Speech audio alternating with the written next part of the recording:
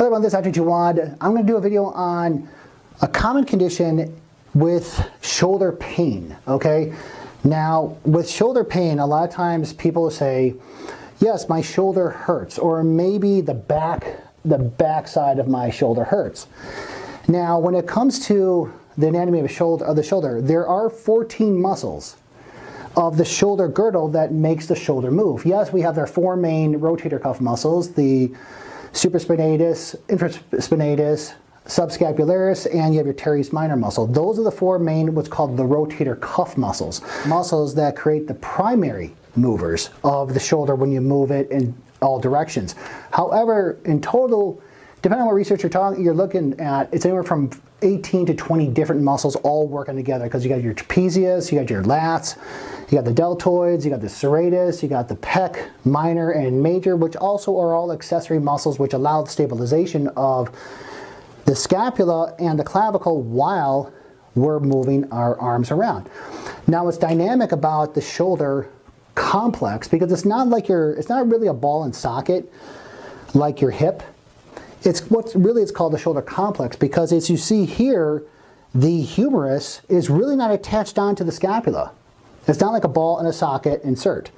So the good thing about the shoulder complex, I'm just going to refer to it as a shoulder joint, it allows a lot of motion. However, when you have a lot of mobility, this is where you typically introduce yourself to a lot of injury. Now, when it comes to the shoulder, I'm just going to say girdle, it actually inserts at a 30-degree angle. So when the arm connects with the scapula, it's typically at a 30-degree angle, and a lot of it is mostly anterior. This is why we get a lot of injuries, because when it comes to the stability of the shoulder in of itself, it prevents a lot of posterior motion, because you got the scapula and all the other muscles back here. So there's a lot of stability to prevent you from going backwards more posterior, but there's not a lot of stability by going anterior. And this is why we get a lot of anterior dislocations or injuries on the anterior side of the shoulder. Now, in particular, one of the things that I see a lot of that is really misdiagnosed, it's that I did a previous video of the subluxation of the long head of the biceps brachii muscle.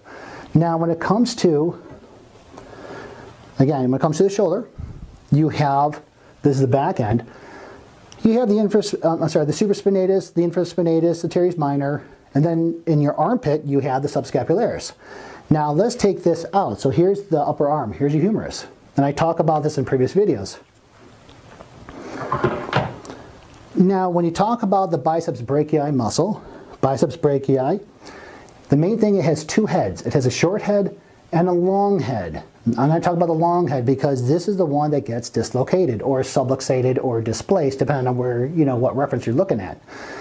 So you have the short head, okay, of the biceps brachii, but the long head, that's the one that goes through on the upper humerus, the interturbicular groove. And where it inserts at the supraglenoid tubercle of the scapula, basically really far underneath there, okay? And it's innervated by the musculocutaneous nerve, C5 and 6, and the function of the biceps brachii, and this is important, is a couple different things.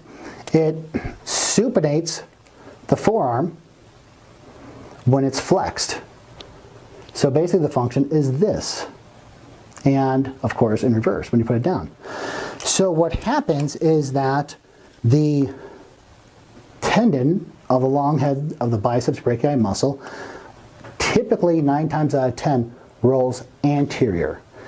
I rarely had anybody who rolled it posterior. And how do you displace the long head, the tendon long head? Very simple. I always tell this to my patients. I'm going to tell you the mechanism. Don't think about what you did. Think about the mechanisms.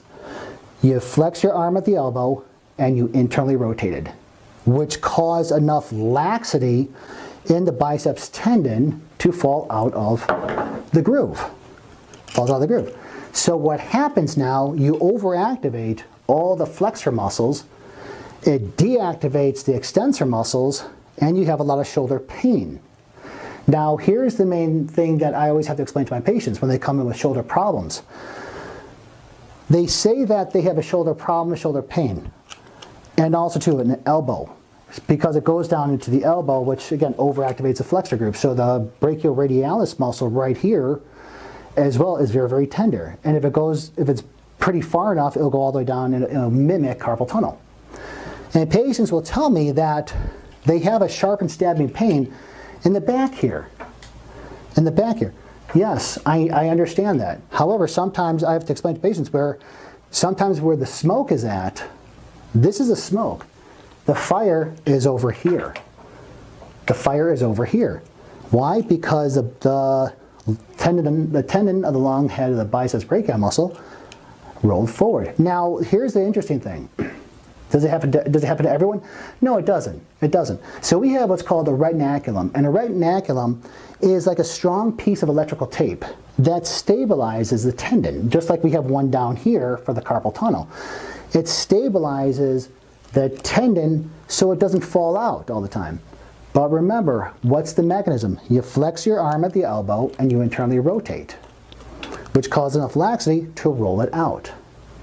So then what I do is with adjustments, and you'll see with the patient how I roll it back in. And once you roll it back in, you activate the extensor group, because one of the reasons why the extensor group shuts down is because the radial nerve innervates a lot of the extensor muscles.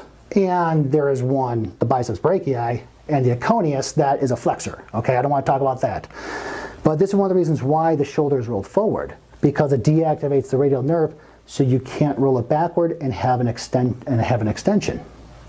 So by correcting it, I will activate the extensor muscles, activate the radial nerve, to make it stronger, because the flexor group is stronger than the extensor group, but only by a 6-to-5 ratio.